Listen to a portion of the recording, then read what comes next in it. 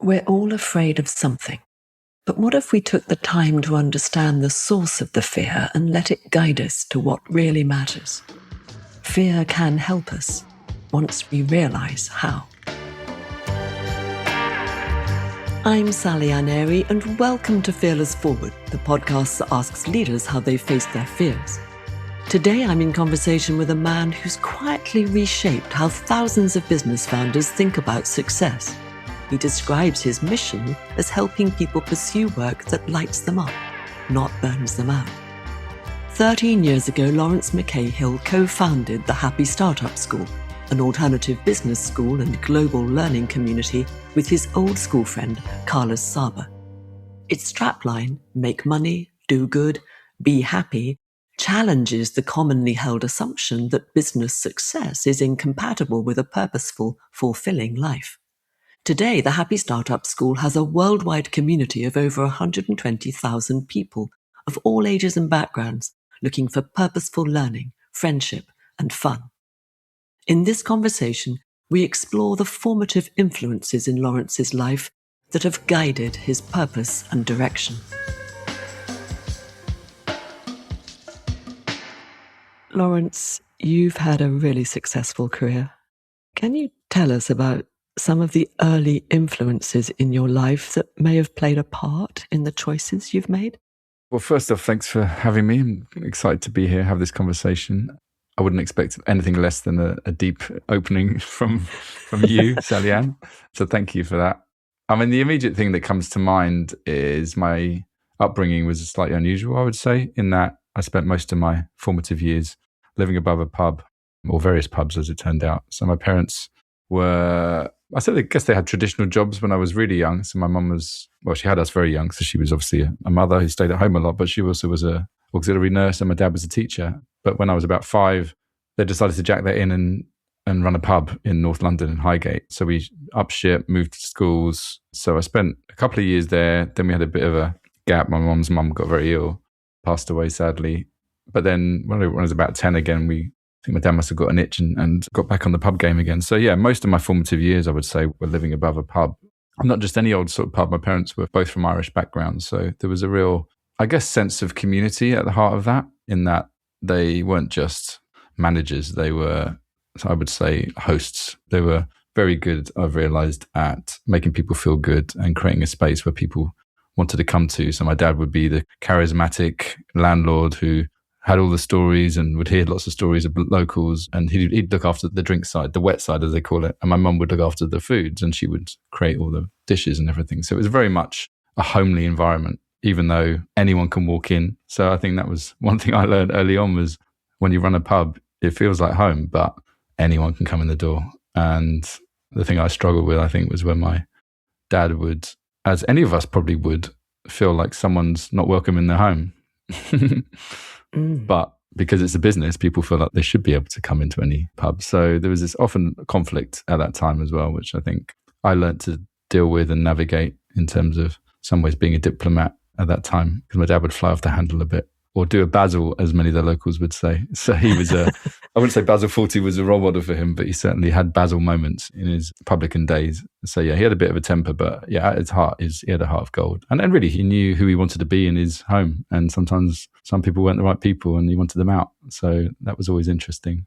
So yeah, I guess being in that environment, being around all walks of life. So even though I wasn't working behind the bar at the time when I was really young, you're just absorbing all of this stuff, seeing particularly lots of men, not exclusively, but you can imagine late 70s, 80s. It's a very different world to the world we live in now. Yes. Much more a place for men generally to come and offload, a lot of smoke, because people smoked back then, but also a lot of good humor, a lot of support, a lot of music, a lot of laughter, with a bit of conflict thrown in. Where there's alcohol involved, that's always the way. So yeah, I guess my upbringing definitely influenced my later life, because I didn't know any different. And so being around people all the time, being around community, being around stories, being around friends, being around enemies, it definitely influenced my later life. Because yeah, when I stepped into the world of work and business, it felt very different in terms of, it didn't feel as connected as that. And yeah, we can probably get more onto that. But yeah, definitely felt like a mismatch between the world I was brought up in and the world I was stepping into when I stepped into my, as you called it, career, which I had a visceral reaction to when you said, because I've never thought of it as a career. I've always thought of it as an anti-career, but maybe that's on me. Well, maybe.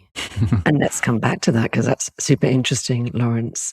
I found myself thinking as you were describing your experience of being brought up living above a pub in your formative years, there was a whole world of human behaviors in one place, some of them easier than others. Mm-hmm. And what you learned from that in terms of how you navigate that world today. And I'm wondering, you alluded to your dad sometimes doing a basil, which I love 40 Towers, by the way. So it's so do I. Yeah, a lovely reminder. But as a young boy, can you take yourself back to that moment, observing? Do you have any particular moment that springs to mind that where you might choose to be a little bit more specific around what you mean there? So actually, my earliest memory is not our own pub. My dad used to, before he ran pubs, he taught during the day, but to supplement his income and because he had a talent, he would play Irish music in most evenings out in various pubs and venues all around West London. So a massive Irish population. You can imagine like Kilburn and Ealing, where we were brought up. And since the age of 15, 16, he was a grafter. He would earn money for the family. One of his siblings played something. He was one of 7, brought up in a sort of working class family where back then, if you weren't bringing money in, you weren't useful. So he's always worked hard. And so, yeah, I would go and sort of help him out and just set up the equipment wherever he'd be playing. Obviously not midweek, but like on a Sunday afternoon. And so, I suppose this kind of me, people watching, started at a very young age. And even then I'd seen him, just be very efficient, let's say, with his communication style with people. But he learned how to deal with people in a tough environment. He wouldn't suffer fools, but also it was delivered in a way that somehow people still came away liking him. But there were moments when I was working behind the bar, I remember, and I was probably only 16, 17 myself, so I really shouldn't have been serving alcohol, but I was.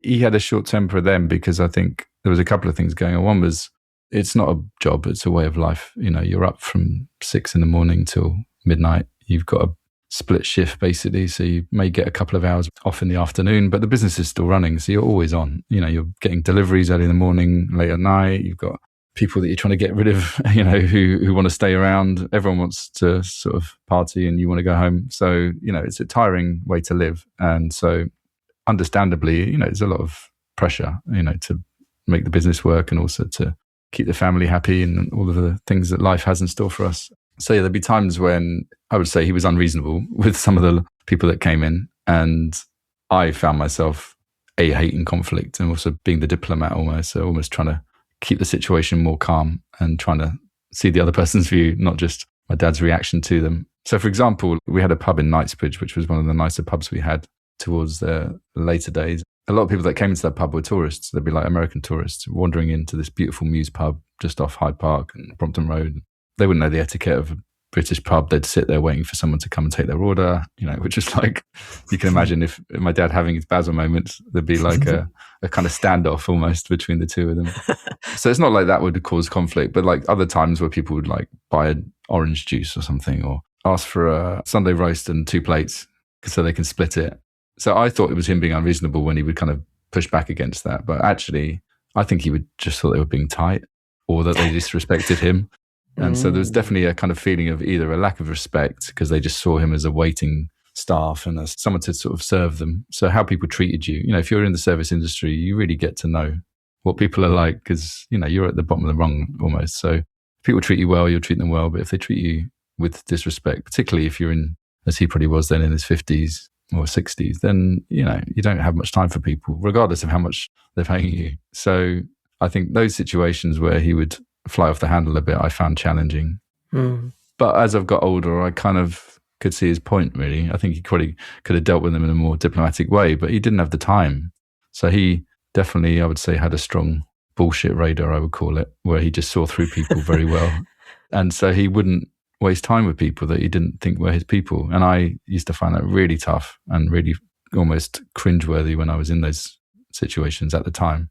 But as I said, looking back, knowing him well, what he was going through as well, because he also had a drink problem too. So he was navigating that at the time. So I think that he had a tough childhood himself, lots of challenges in his life, which I think all influenced how he showed up in the world. And ultimately he was just, I would say, he knew his people. He knew his people. And so that, I think, was something I've learned too, is to know your people and not waste time with people that aren't your people, and try and bring them over when ultimately they're not giving you the respect. So why should you give it back to them? Gosh, that's such an interesting question, Laurence. When someone doesn't give you respect, why should you give it back? I almost want to put that to one side for the moment, because what I was hearing most in what you said was compassion, actually. You know, as you've got older, as you step back, you look at what was happening from that perspective, 2020 vision, as you might call it, naming your own wonderful online program, which I know has since changed the name, but that idea of looking back and seeing the whole picture. Yeah. Seeing beyond your kind of discomfort with the conflict that you were observing, and seeing what was actually happening in the dynamic in those situations, and what your dad was going through. Yeah. I was just going to say, because you might have found this, but when you get to an age where your parents got to, when certain situations may have happened, or your kids are at the point where you had challenging times and you're like, wow, I was that person then. So you both have compassion for them, what they were going through at this point of life, which midlife is the messy middle, isn't it? And it can be difficult for lots of reasons, but also compassion for my younger self as well, of like, yeah, well, I thought I was growing up then, but actually I was trying to navigate this thing we called life. I'm wondering, did you ever manage to talk to your dad about that in the way you're talking to us now? I wouldn't say I did. No. He passed away almost 9 years ago now. I definitely had some conversations with him about his drinking days, which I would never have touched when I was younger, because, he was an alcoholic. I'm not afraid to admit that. And he wouldn't have been. He did get clean. He didn't drink for 20 odd years before he died. So he definitely healed, I would say. But yeah, it was almost a Jekyll and Hyde thing. And like, anyone who's ever had anyone with addiction in their life will understand what that means. You've got someone you really respect, and someone who's a kind of figure. Like my dad was a very strong figure, disciplinarian in lots of ways, teacher, then publican. You can imagine they're both quite strong professions and you have to lead. And so he was, very charismatic. And also alcohol kind of amplified that. And I'm sure for a while it was fine until it wasn't fine. And it got out of hand, and, various challenges with that. But then when he'd stopped, or when he was not drinking, then he was your dad again. And so you couldn't just bring up something really difficult, because you were sort of still in some ways, not I want to say scared of him, but you were scared to bring that up because, he was such a strong figure that you felt like you were challenging authority. And so even in later life, whilst I would like to have some of those conversations, I just still felt it was sort of tender ground almost, because I don't want to be pointing fingers. And I think I've almost heard it through others, that I've been able to sort of relay some of these conversations, but not directly. I think there was a lot of pain and shame there as well. I think anyone who's, whether it's alcoholic or any kind of addiction, I think there's a lot of shame that goes with things that maybe people can't even remember what they did. And that's the hardest thing, is people have blackouts and don't want to remember. And so in some ways I don't want to be digging up old wounds. No. I suppose we have to ask ourselves, don't we, why are we doing this? Yeah. Is it important enough to me to bring up something that might cause the other person a lot of pain? Yeah. So no, if anything, it's been understanding him better through others since he's passed as well, hearing stories from them. That's been, I'd say, healing, because, it's helped close the circle really in terms of that loop. What I'm hearing is that you loved him very much. No, I did. Yeah. And still do, of course. Still do, yeah. Yeah. And what I also heard was how you're relating to your son's experience of life, and you're remembering how you felt then. And that's a gift, because quite often we forget, right? I talked to an educational psychologist recently, a developmental psychologist, who brought up this very point that as grown-ups, we can forget what it felt like to be young. Yeah. And that's not always helpful to the young person when we gloss over all of the challenges, right? So tell us, if you would, a little bit more then about how your relationship with your dad may consciously or unconsciously be influencing how you are with your sons. Well, I think first thing is trying to be conscious about it. I honestly don't think my dad, or probably even my mum, or a lot of people of that generation really had time to consciously think, how do I want to parent?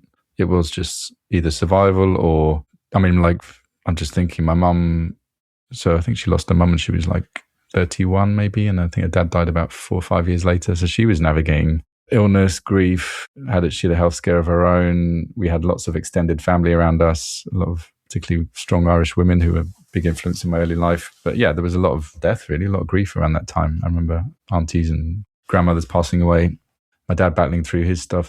And again, with the business they ran as well, it was so full on that I think in some ways being able to even have the time and space to be aware of like, how do I want to be as a parent in the world, I think is a bit of a privilege almost, which I definitely try and honor. And at the same time, feeling like sometimes you're like, wow, I said something that I thought I'd never say. And I can hear my dad's voice, So there's that aspect of something that you found really annoying or challenging as a kid, almost replaying that and then having to say, okay, that's not what I was hoping for in terms of how I show up. So I think there's a vision for how you want to be. And then there's the reality of knowing that, yeah, sometimes we can slip into habits and things that we've learned or in our DNA almost, of just the kind of almost intergenerational DNA that shapes us, which I'm getting more curious about as I get older. Not just me being created in a vacuum, but this idea that we are a byproduct of everyone who's come before us, for good or bad. And so we inherit some of these traits. But no, I'd say one thing is being around for them, because whilst my parents were busy, they were always around. So yeah, it felt like an environment where I knew where they were, and they went off traveling around the world for a long time. So whilst I do some of that, I tried to be as present as possible. I pull my weight at home. I do pretty much all the cooking, which I love as well. So yeah, I'd say I've learned from both my parents in terms of things that I've brought to being a parent. My mum was very much, food was her language of love. I think she still is, to be honest. She's forever baking and sharing her gifts with people, and it tends to be all around food. So yeah, I definitely like that idea of being able to have friends around, the kids' friends around, cook for them, be the safe place, be the place that they want to come to. My kids are both sort of late teens now, but yeah, it can go from being no one in the house to suddenly 8 of them. I'm sure you had this. And yeah, I see that as a joy when they all want to come here and stay the night here. So yeah, again, that sense of hosting, I definitely like that idea that we're the place they want to come to create that same environment as well, where yeah, it's inclusive, it's family really, it's fun, but it's family. It sounds to me as if you're taking what you experienced as the best bits of the community, your parents hosting, when they did that really well, and consciously choosing to create a life around those values and principles. That's what it sounds like. And then moments where we have a blip under stress, possibly, and a bit of pressure, where our habitual intergenerational DNA-driven behaviors might surface in a way that, as you said, that wasn't what I was hoping for as a parent. No. But the moment you spot it, you can change it, can't you? Which is what I'm hearing you do. Yeah, exactly. It's noticing, isn't it? And again, I've learned a lot from you on this. It's being present, it's noticing, awareness, I think, is the first step, isn't it? Then it's addressing. I think the other thing is thinking about it with my dad. I can't ever remember playing anything with him, like, football or anything sort of sporty or, that kind of thing, which I wouldn't say was ever, I was sad about. It was more just, oh, that was weird that I never did that. And so I suppose tried to sort of address that in some ways with my kids, to just have more experiences with them, because I think a lot of the time with my dad and mum, to a certain extent, we'd get the odd holiday, but it would be very fleeting, and it would tend to be in the UK. It wouldn't be far away. And even then, the business is still happening. So there's stress in the background because you can't really switch off.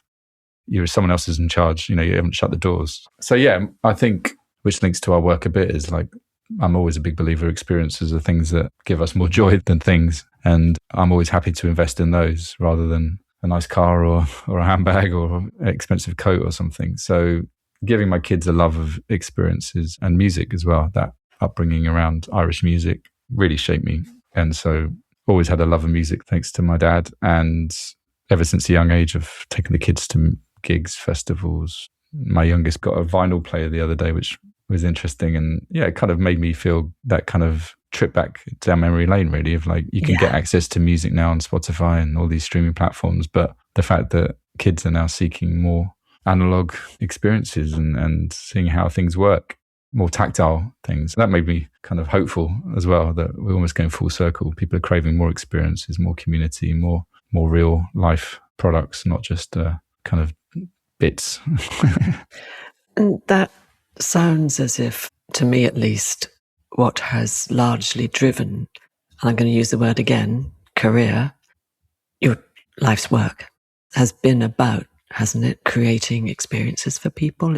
Tell us more about why you chose to do what you've been doing now for quite some years, but why did you step in this direction? Tell us more about that, Laurence. In some ways, I wouldn't say it was an intentional choice. I'd say it was almost I suppose like a lot of people's work or purpose is a kind of evolution or maybe process of elimination, I might call it. Trying lots of things and working out what you don't want. And then over time, this sort of statue starts to appear. You sculpt it and then you kind of mold it, and then you get off the bits you don't like, and then suddenly it makes sense, and then you can tell a story about how you always wanted to craft this statue, but actually it was just getting rid of the unhelpful bits. And I say that because, I didn't step into the world of work with a clear idea of what my career would be. If anything, the complete opposite. I studied at university for 3 years. I'll say to learn, but I'd say probably more than anything to avoid work for 3 years. And back in the sort of early 90s, it was almost like the last year of student grants. And so there was no fees. There was no real cost of doing it other than not working, not earning. So yeah, it was partly for learning, partly for clarity, but also partly just to have an experience to grow up as a human. And I definitely did that. And then I went traveling for a year and a half and thought I'd find myself in India or around the world, and probably came back with less of an idea of what I wanted to do. And so ended up trying a few things out and realizing that they weren't for me. And particularly with a degree in economics, the natural place to go is the city of London. And I was there for about 10 months before I quickly realized that this isn't the life for me. Yeah, long story short, I would say this idea of a mismatch, I would say, when you've had so much belonging in your life, so much connection in your life, so much love in your life, and then you step into quite a brutal corporate world and seeing this kind of almost disconnect between the two of like, is this what work is about? Like, no one here even got any sort of superficial level of connection. I would say not every job was like this, but I definitely had a culture that I was in that company where it was like, no one said hello to each other. I mean, it was like basic human connection was not there. And I could just see my life and I was like, this is terrifying. This idea of this life. All the people ahead of me were earning huge 6-figure salaries. They were wanting me to sort of jump on that train, and couldn't believe that I wasn't interested in those things because I could see how unhappy they were. I think that was the ultimate. And so again, this quest for meaning, this quest for understanding was definitely with me at an early age. And so when I set up a company with my still co-founder, Carlos, 20 odd years ago, this was our first company, which was a small web design studio. I think we both felt that actually. I mean, again, Carlos is like chosen family for me. We were friends together since we were at school. We had similar friends, still friends to this day. So again, that same sense of connection was always there with our friendship circle as well as with family and extended family. So when we both started out in business and started going to networking events in Brighton, where I just moved to, again, felt like we had to put on an act here. This is not how we want to be in business. I think the first event I went to was a speed networking event, which is horrific. And it was like, can you imagine me sort of not knowing what to wear? Do I wear like smart outfit, like trying to fit in, trying to sort of understand how you fit into this world. And as it turned out, I was a novice because the speed networking event, there was the pros who sat there who were on the kind of outer ring where they just sit there. And then the newbies have to kind of move from chair to chair. So they have to go from, while the other ones stay there, you have to move around and you just get sold out for like an hour by these people with their little pop-up stands and kind of sort of pitch. And it was so transactional and not relational. And that was another example of this isn't a good experience as a business owner, and it's certainly not a good experience as a human being. So yeah, we'd end up at lots of these things like conferences and networking events, and it was all peacocking. Everyone just trying to look smart and trying to be the most successful person in the room. Everyone there is trying to sell. No one there is buying. No one's even interested in you or your story. There was no curiosity, no questions. Like no one asked questions. They just talk at you or look over your shoulder to see who's more interesting here that I need to be talking to in this room. Yes.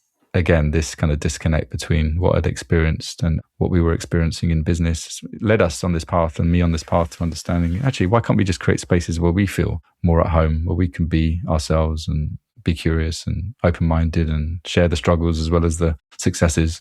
And hopefully there's other people out there who feel the same. And so that set us on this path, I think, to create the events and experiences we want, rather than kind of have to go to other people's and perform, which wasn't us. And so you end up not getting anything from it because you're not being yourself. And that's, I think, part of my curiosity is how we can help more people just be themselves in their work, in their businesses, and through that build more authentic connection.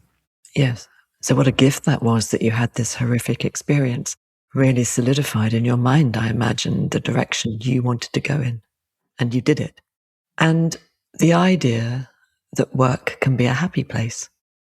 Did it feel bold, calling your business the Happy Startup School? No, it didn't. It just made perfect sense. Like, I remember the moment me and Carlos were sat there, we were talking through ideas over multiple days or weeks, and we wanted to create some kind of training wing or training side project. And the idea of a school was there. But to be honest, no, it didn't, because it's such a simple idea and such a novel idea, and it should be common sense. But so did it feel bold? It just felt right, I think, more than anything. When we came up with the name, it tapped into everything we were about, our values. There was a mission there. There was an energy behind it. It was about startup energy as much as anything. Ultimately, we spend a lot of time at work. Why should we be miserable? And most people, if you ask them what you want for your kids or what you want in life, it's to be happy.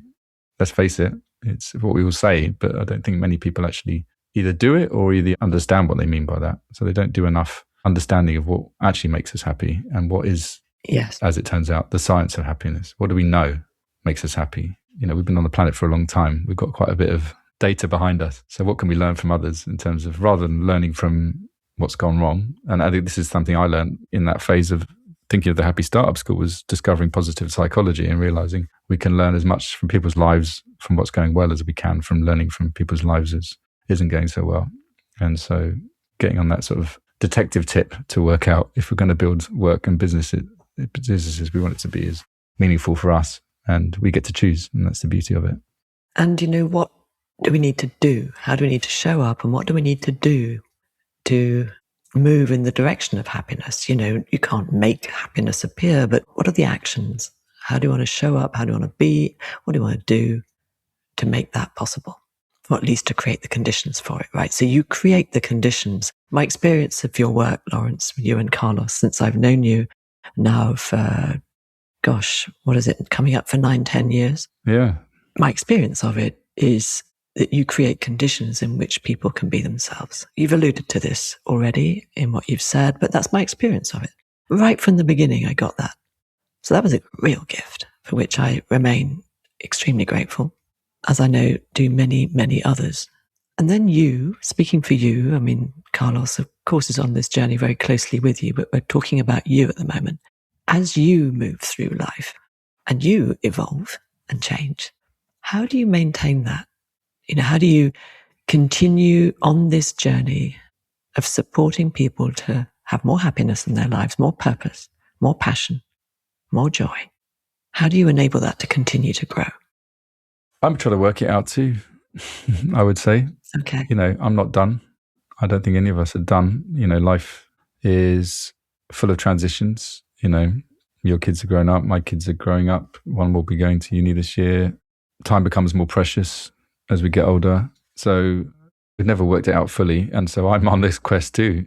We create what we most need in the world, I believe. And so I wouldn't say we started the Happy Startup School because we were gurus who want to tell everyone how to do this because we've nailed it.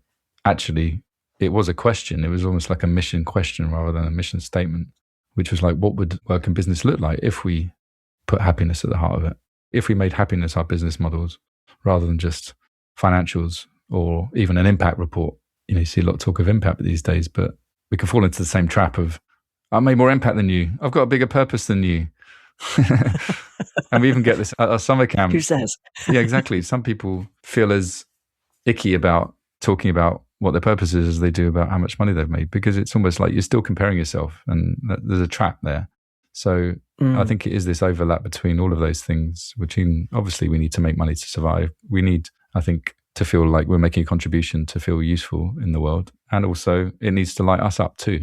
It needs to be something that, as you said, is sustainable for us energetically. And that's one thing I think what I've learned to do is to keep checking in to say, how's this helping me? What do I need from this? And for me, I love helping people, but I also love connecting myself. I love community. So we create a community. I love new ideas. And so I create my own ideas and I love helping people with those. There's an element of none of this would work if I didn't need it or Carlos didn't need it. We see a lot of people who want to start communities, but actually, if you don't need it, then you're not going to do it or you're not going to stick around. You just want a loyal audience. Yeah. It takes work. Like my parents, it's a way of life. It's not a job. So I think continually keeping things interesting for me, whether it's new people we meet, new ideas. We're very lucky. We seem to, our brand or the way we show up seems to attract amazing people. And so we constantly get fed new stories and new energy that comes from that. And so, yeah, it's very much a two-way street, I would say. It's not like we're in a school teaching the same class every year. We know we get a new class and then we've got the old class coming back and we've got this kind of lovely rolling community that exists. Some people have been with us for 10 years and other people for 10 weeks. And so I'd say I get a lot of energy from seeing new people come through the community and the energy I get from that and connecting those people as well. It's not just about all these people in silos. There's, as you know, so many great people in our community that we get to connect with and they have these random collisions and next thing they're off creating a project together and that really feeds me. I would say one of the joys of this work, I think, is connecting great people and seeing what unfolds. And sometimes you don't have visibility on that, but you hear the stories later. That keeps me going because I know that there's a serendipity to it and there's a magic to it where, like you said, you create these conditions and you can't control the outcome. And in some ways, that's the most frustrating bit and the best bit. What's frustrating about it? I think frustrating from almost like a business point of view. If you talk to any sort of business coach or mentor, they'll be like, you need to have an outcome and an ROI for anyone coming to an event or joining the program. And in some ways, those things are probably easier to sell because you can promise the 7-figure salary or the get your first 1,000 followers or, find your co-founder. But that just takes the fun out of it for me because I don't want to be working with all these people on one problem, solving one goal for them. And actually, you can't promise that anyway. It's just a sales swizz. I think what we can promise is we, like you said, create spaces where these things unfold and you trust that people get what they need from it or from each other. And that's the beauty of it. It sounds like to me, it's like, your philosophy, if I may attempt to sum it up, is something like show up, see what happens. Well, trust, I would say trust. Okay. Yeah, there's a lot of trust in us. We're starting a new cohort of our program next week. People are signing up. They need to trust us. They need to place trust in us as hosts and facilitators and guides. So we don't take that lightly. Or if someone comes to our summer camp or our altitude retreats, it amazed me the first one we did 10, 12 years ago. I was chatting to a lady by the fire pit and she was, I think, Asian origin, but she lived in New York and she'd come on her own on a plane to this farm in the middle of Sussex without knowing anyone there, just off the basis of something I'd written. And she immediately connected on it. And her partner was like, "You going where? You don't know anyone."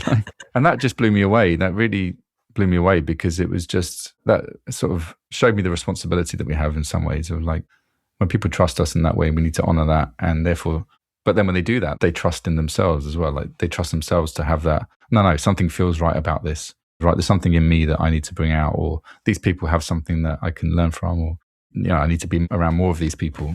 And so, yeah, the trust thing is huge because I see our job almost as like building trust with people so that they feel safe even before they get to any of these things. Or maybe they never even join anything we do. There's a lot of people who follow us who've never joined anything we do, but they feel very connected to it. They still learn a lot from it just by sort of being around the world we create. So yeah, I think trusting in themselves, trusting in us, and then trusting in each other. And I think when you do that, then your guard's down, you can be yourself, you can open up. The work's done almost, Whereas if you go to a networking event, you don't know anyone, you don't really trust the people who run it, you're not quite sure what it's about. Everyone's got their guard up, and it's just a lot more of a different energy, let's call it. Entirely different experience.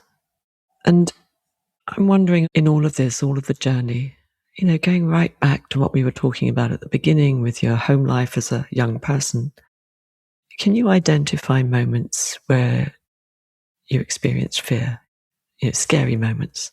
difficult moments that were hard to get through. You got through them, but were challenging in that way. Yeah, I mean, fear of loss, I would say, having been through a lot of grief in my early life.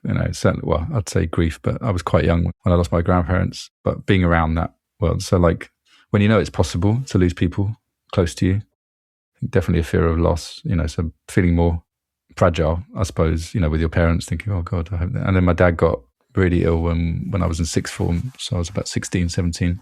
He was on life support for a long time. He had pneumonia, but it kind of just accelerated. So yeah, it was touch and go for a long time. So that was really challenging. And yeah, after everything we've been through with his drinking, he kind of finished drinking at that point. But yeah, so that was hard. So I think loss, fear of loss. I think loss and grief, I would say, would be the big ones. And later in life, that changed, because I think when you've lost people close to you, then it's about how do I make the most of the time I've got, almost to honour them. Like me and Carlos had a very good friend who was one of our circle who died when we were about 33, I think.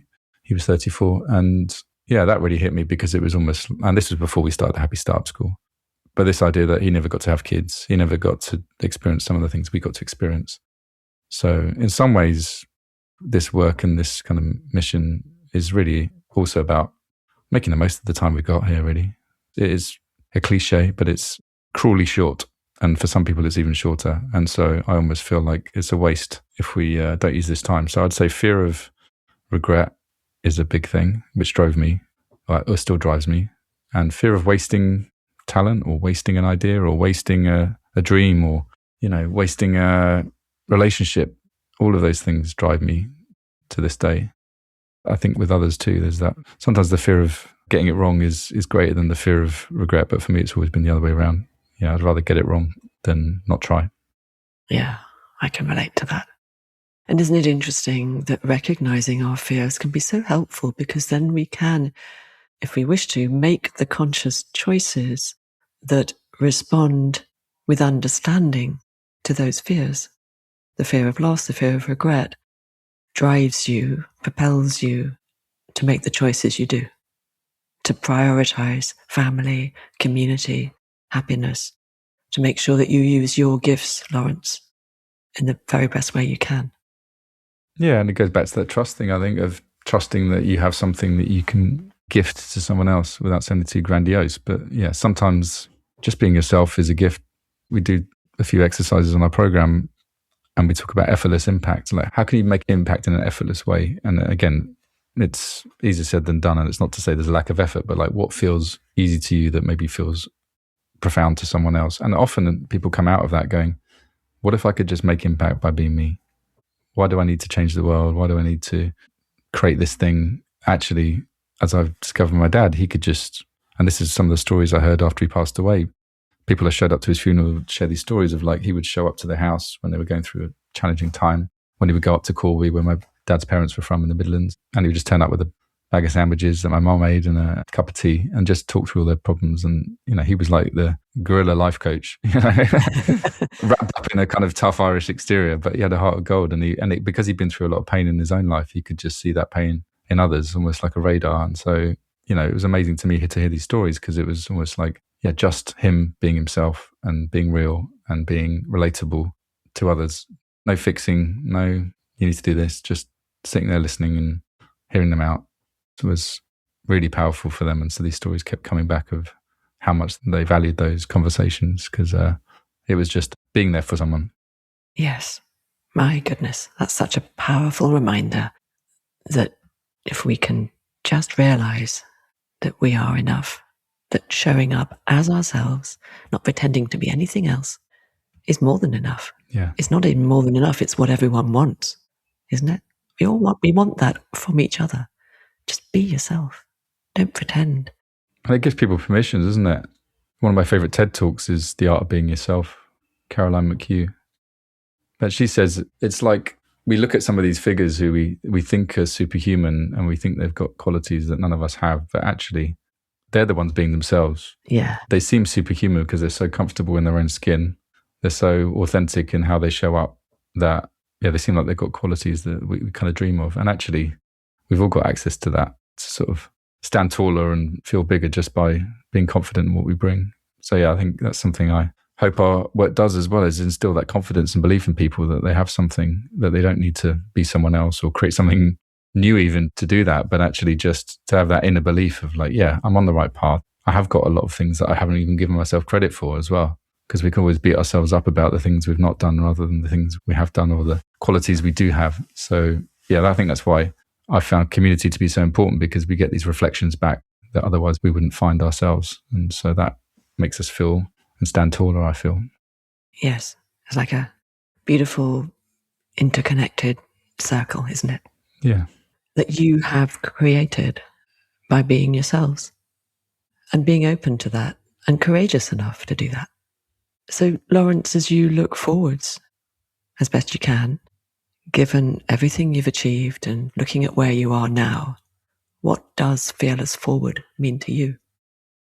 Linked to what I've talked about already is not overthinking things, is like trusting in what's next, in not regretting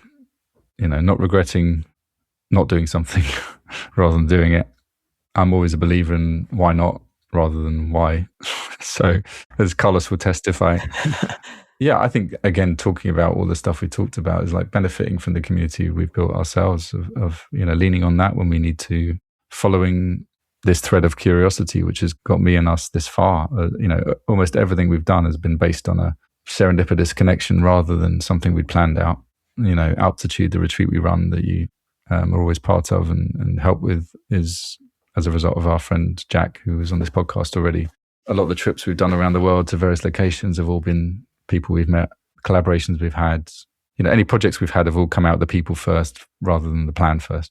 And so it's always a good reminder, because I think as we grow, and we've been doing this 12 years, it's easy to sort of make it a lot more structured and, make it a proper business, And actually for me, that always takes the fun out of it, and it always closes down the door to the opportunities that we do have.